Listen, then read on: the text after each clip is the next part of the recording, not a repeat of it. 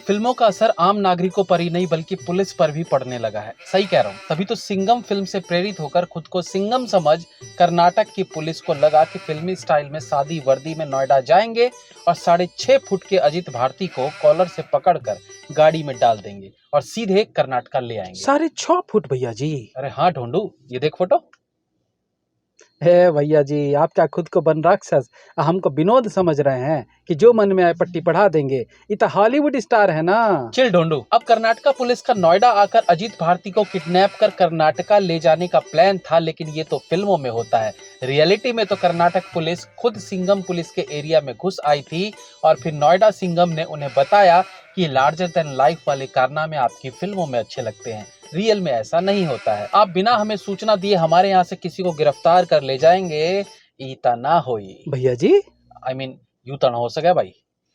राहुल गांधी को सेंटर में रखकर अजीत भारती ने एक वीडियो बनाई जिसमें कुछ भी गलत नहीं था। वीडियो में उन्होंने किसी कांग्रेसी द्वारा कही गई बात को ही दोहराया था, लेकिन कांग्रेस को तो किसी न किसी तरीके से अपने जाल में एक और मछली फंसानी थी। आई मीन 4 राज्यों में मुश्किल से अपनी सरकार बनाने वाली कांग्रेस उन्हीं 4 राज्यों की पुलिस के भरोसे देश भर के राष्ट्रवादियों को समेटने का सपना देख रही है। जस्ट इमेजिन, सेंटर में अगर इनकी सरकार होती तो ये तो दिन दहाड़े सड़कों पर दंगे करा रहे होते। मतलब अभी कुछ नहीं हो तब ये हाल है, कुछ होते तो पगलाई सांड की तरह हर जगह सर मार रहे होते। खैर, हमें खुशी इस बात से है कि अजीत भारती ने टारगेट किया भी तो सीधा चमचों के पिता को, जिसे राहुल गांधी झेल नहीं पाए और अपने गुर्गों को काम पर लगा दिया। वैसे तो किसी भी नेता पर कोई भी वीडियो के माध्यम से आरोप लगा सकता है, लेकिन उस वीडियो बनाने वाले पर कार्रवाई तभी होती है जब उसकी वीडियो में सच्चाई हो। नहीं तो जर्मनी में बैठे कांग्रेसी एजेंट तो मोदी जी पर कई महीनों से भौंक ही रहे हैं। मोदी जी ने कौन सा उन्हें समन भेज दिया या गिरफ्तार करवा दिया, क्योंकि वो मानते हैं कि हाथी चलता है तो कुत्ते भौंकते ही हैं। कर्नाटक पुलिस से हमदर्दी, आफ्टर ऑल वो अपना काम कर रहे थे। बट एक कहावत उनके लिए कहूंगा, हाथ तो आया मुंह न लगाया। Better luck next time. उसके बाद बात करते हैं केजरीवाल ड्रामा कंपनी की। भले आम आदमी पार्टी के उच्च कॉमेडियन की बेल को कोर्ट ने डिनाई कर दिया हो, लेकिन जनता को इस गर्मी में भी एंटरटेन करने के लिए आम आदमी पार्टी वचनबद्ध है। एक नौटंकीबाज जेल में हुआ तो क्या हुआ, उनकी राइट हैंड आतिशी मार्ले ने एंटरटेनमेंट का जिम्मा संभाल लिया है। मार्ले देख रहा है ना विनोद, कैसे सरनेम की आड़ में निमंत्रण दिया जा रहा है। तो आतिशी जी ने केजरीवाल की अनुपस्थिति में उनकी नौटंकी की जिम्मेदारी अपने कंधों पर ले ली है। उन्होंने ऐलान किया कि भले सर जी जेल में हो, लेकिन अनशन वाले दोगलेपन में कमी नहीं आएगी। इस बार मैं भूख हड़ताल पर बैठूंगी। अब किसी ने पूछा, भाई भूख हड़ताल क्यों? तो जवाब मिलता है, दिल्ली को पानी चाहिए। हालांकि सर जी ने कई साल पहले कहा था कि दिल्ली में 24 घंटे शुद्ध पानी मिलेगा, यहाँ पानी की कोई कमी नहीं है।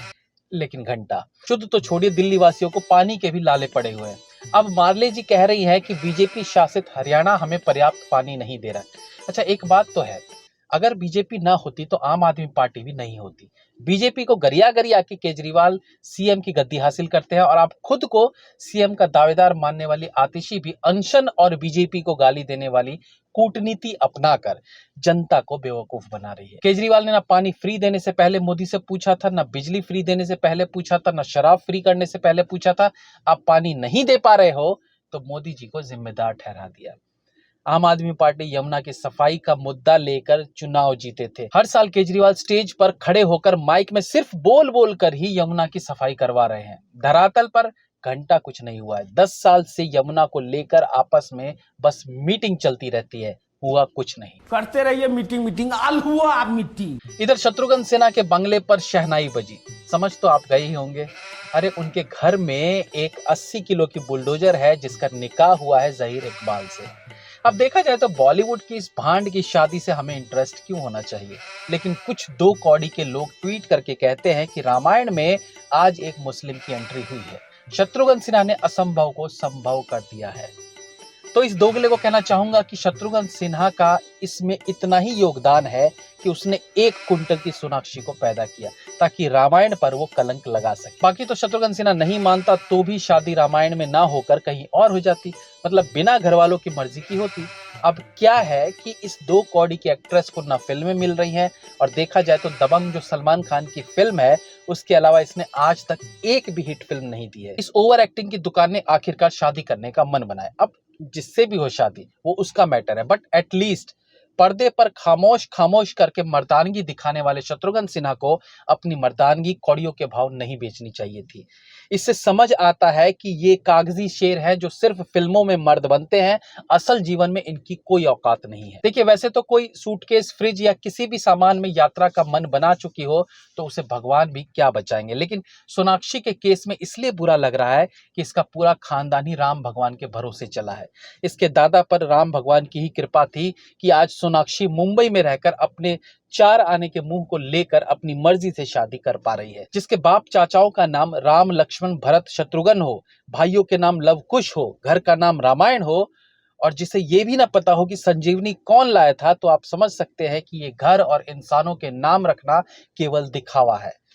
खैर, जहीर इकबाल को हिंदू सभ्यता रास आई, ये अच्छी बात है, और दोनों को सूटकेस भर भर के विवाह की शुभकामनाएं। जय हिंद, वंदे मातरम।